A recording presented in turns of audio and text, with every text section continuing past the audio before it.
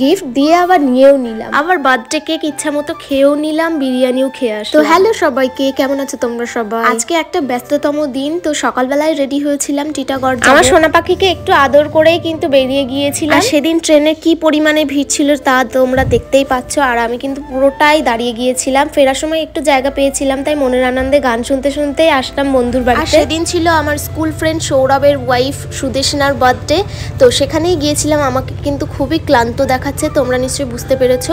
আর এই দেখো কাকিমা এসেই এক প্লেট কেক ধরিয়ে দিয়েছে। আমার বন্ধুরা তো দেখেই গপ গপ সেটে দিল, আর আমিও তাই দেখে একটু খেয়েও নিলাম। কেটে গেছে।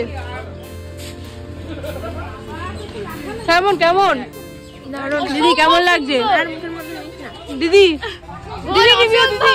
আমার খাওয়া দেখে তোমরা নিশ্চয়ই বুঝতে পেরেছো কেকটা কতটা খেতে সুস্বাদু ছিল, এবং আমার বান্ধবীদের রিয়াকশনটা জাস্ট দেখো, ওরা আঙুল চেটে চেটে খাচ্ছে। আর এটা নিয়ে ওদের 2 নম্বর 3 নম্বর চলছে, ভাবতে পারছো কেকটা কতটা ভালো খেতে ছিল। আর এই হচ্ছে আমার বন্ধু সৌরভ, দেখো বউয়ের বার্থডেতে কতটা কাজ করছে। ওকে বিরিয়ানি সার্ভ করতে দেখে আমার তো খিদে আরো বেড়ে গেল, তো সেই মতো আমি খেতেও চলে এসেছি। আর দেখো প্রথমেই কিন্তু বিরিয়ানি পড়ে গেছে আমার প্লেটে, দেন চিকেন চাপ পড়ে গেছে, যেটা খেতে কিন্তু মারাত্মক ছিল। চাটনি পাপড় তো ছিল। এরপর কিন্তু আবারও সুদেশনা কেক দিয়ে গেল, সেটা কিন্তু আমরা খুব মজা করে খেয়েছি। আজকের ব্লগ এই পর্যন্ত, কেমন লাগলো অবশ্যই কমেন্টে জানিও।